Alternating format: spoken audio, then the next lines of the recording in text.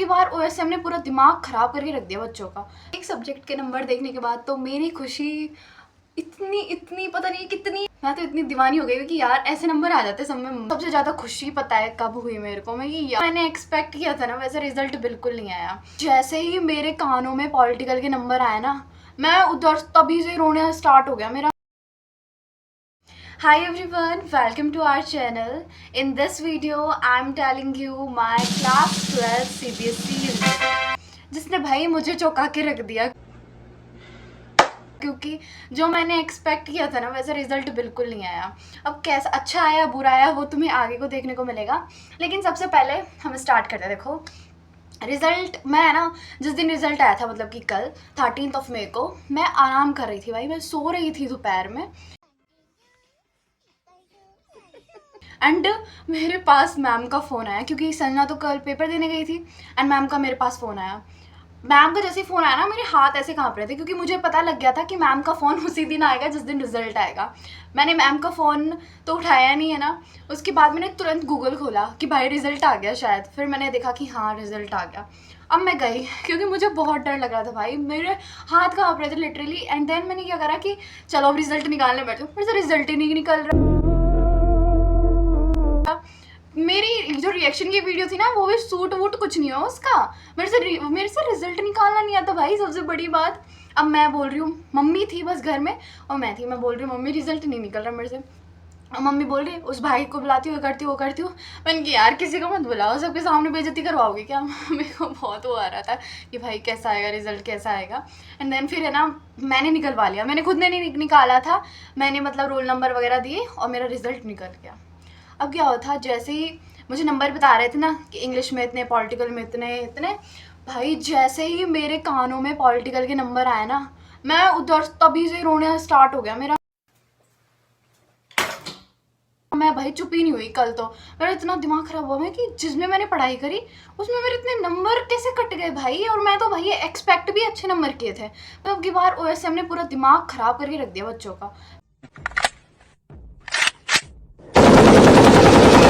सच में यार पता ही नहीं ना कैसे कॉपी चेक करी है, मेरा दिमाग ख़राब हो गया। परसेंटेज तो अच्छी बनी थी, इतनी भी मतलब बुरी नहीं बनी, इतनी भी ज़्यादा भी अच्छी नहीं बनी, मतलब अच्छी बनी थी मान लो।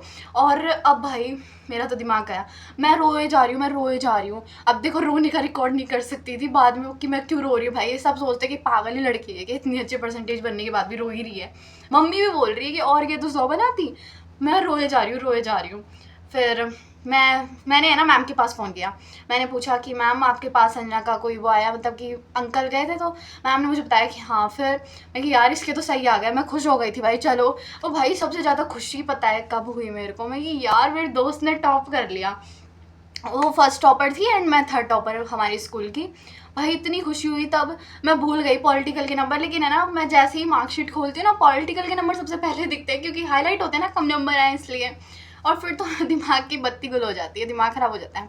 उसके बाद मैंने सोचा कि भाई पॉलिटिकल का तो रीचेकिंग का फॉर्म लगाऊंगी मैं। देखो अगर तुम्हारे भी नंबर किसी भी सब्जेक्ट में कम हुए हो, ठीक है, और तुम्हें लगता है कि भाई इसमें बढ़ सकते हैं, तो रीचेकिंग का फॉर्म भर देना बिना सोचे समझे। क्योंकि देखो मतलब है ना, देखो परसेंटेज कोई मायने नहीं रखती, मुझे भी पता है कि जितनी भी आएगी कोई बात नहीं, ठीक है। लेकिन है ना एक तो एडमिशन के लिए और दूसरा मार्कशीट को सुधार लूँगी बस। मेरे को मार्कशीट में फिर वो यार अलग ही दिखता है, वो सब में अच्छे अच्छे नंबर, वो बकवास से नंबर उसके, और वो भी फेवरेट सब्जेक्ट, और वो भी जो भी जिसमें मैं ऑनर्स करने वाली हूँ वो सब्जेक्ट, और भी दिमाग ख़राब हो जाता है। एक सब्जेक्ट के नंबर देखने के बाद तो मेरी खुशी इतनी इतनी पता नहीं कितनी आसमान तक थी ना भाई, सोच नहीं सकते।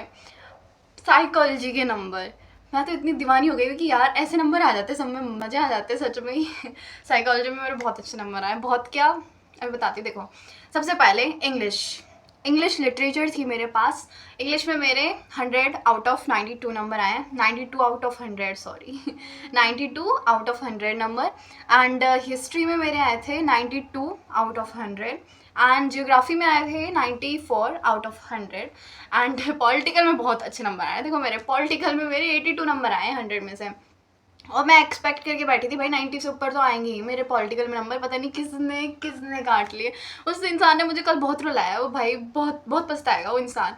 उसके बाद मेरे साइकोलॉजी में 100 आउट ऑफ 100 नंबर आए। oh my God!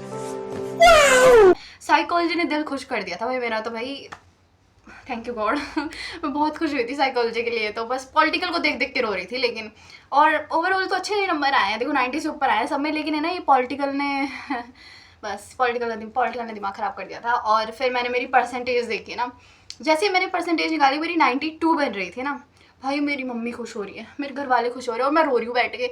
और बोल रही तू क्यों रो रही है भाई, तू क्यों रो रही है, और ये 100 बना दी। वो मेरे से ऐसे बोल रहा है, मैं बोल रही हूँ पॉलिटिकल में नंबर देखो मेरे 82 आए हैं, मैंने कितनी मेहनत करी थी पॉलिटिकल में पूरे साल। मैं एक भाई सबसे बुरी बात, अब मैं कुछ भी नहीं पढ़ूंगी, जिस सब्जेक्ट में मैं मेरी मेहनत लगाती हूँ ना, पढ़ती हूँ करती हूँ सब कुछ करती हूँ ना, वही मेरे को धोखा दे देती है भाई, वही मेरी किस्मत बेकार कर देती है, बदल के रख देती है। बहुत गुस्सा आया था।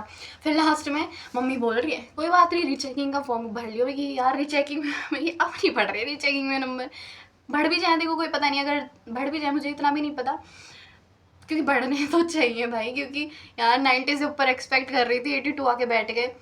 देखती हूँ रीचेकिंग का फॉर्म तो मैं भरूंगी, देखूंगी तो सही मेरे कहाँ नंबर काट दिए भाई उस इंसान ने।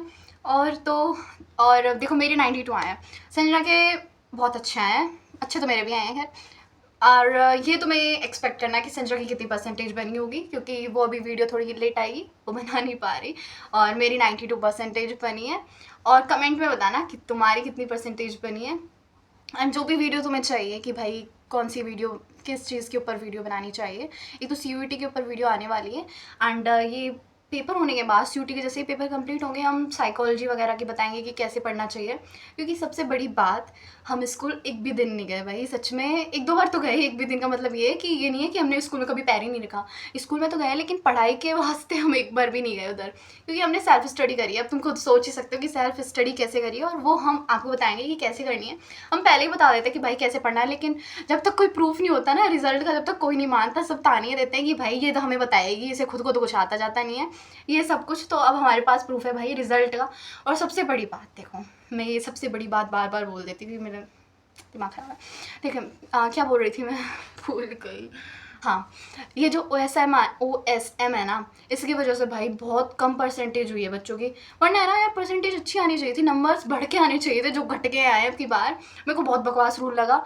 खुशी इस बात की हो रही थी कि जल्दी रिजल्ट आ जाएगा, तो धल्ले की खुशी नहीं हुई भाई, रिजल्ट भी लेट आया और रिजल्ट अच्छा भी नहीं आया। बच्चे रो रहे हैं भाई। अगर उनको पता लग जाए ना कि CBSE वाले यहाँ बैठे, वो तुरंत लेके भाला लेके चल जाए, उन्हें कूटने लग जाए भाई सच में। और बाय। देखो मेरा रिज़ल्ट ठीक ठाक आया है, और आपका रिज़ल्ट आप कमेंट में बताने वाले हो कि कितना आया है, और CUET की कौन सी वीडियो चाहिए ये भी आप बताने वाले हो।